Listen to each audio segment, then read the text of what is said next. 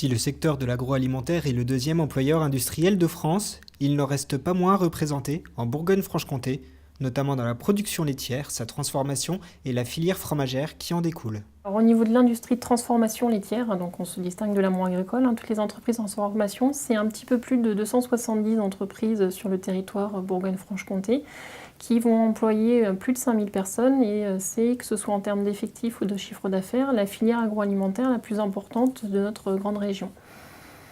Donc on est sur des entreprises qui vont transformer les produits, on est essentiellement sur une activité fromagère, on a un petit peu d'ultra frais également sur le territoire Bourgogne-Franche-Comté, mais une grosse activité fromage avec notamment les appellations d'origine contrôlée ou indication géographique protégée, et puis également toute une production de fromage, on va dire classique, qui ne bénéficie pas d'une protection en termes de nom.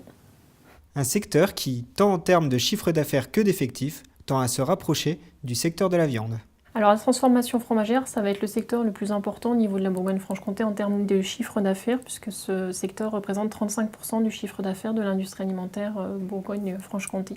En termes d'effectifs, c'est le deuxième secteur derrière les industries de la viande. On va avoir 1 millier de personnes qui sont employées en plus dans le secteur de la viande, mais un chiffre d'affaires et une valorisation qui sont beaucoup moins importantes. À l'export aussi, la filière fromagère de Bourgogne-Franche-Comté connaît un développement intéressant. Ce qui est intéressant au niveau de cette filière, c'est qu'elle représente un tiers du chiffre d'affaires, mais c'est également une locomotive au niveau d'exportation. On a à peu près 12% du chiffre d'affaires de l'industrie laitière Bourgogne-Franche-Comté qui part à l'export. Donc c'est vrai que ça fait partie des secteurs forts et des produits qui s'exportent plutôt bien. On estime aujourd'hui que 35 000 tonnes de produits laitiers, que ce soit les fromages mais aussi l'ultra frais, sont produits par an en Bourgogne-Franche-Comté. Une activité relativement importante par rapport à la France. D'ailleurs, on le voit sur les salons professionnels, notamment le salon du fromage ou mondial du fromage, où les régions Bourgogne-Franche-Comté sont des régions très présentes avec des beaux opérateurs. Effectivement, on a quelques grosses appellations, enfin grosses, c'est pas péjoratif, on a quelques appellations importantes avec des volumes, notamment le comté qui tire le secteur. Et puis, d'une façon globale, on a des AOP, des IGP qui progressent bien, donc ce qui fait l'ensemble de ces 35 000 tonnes.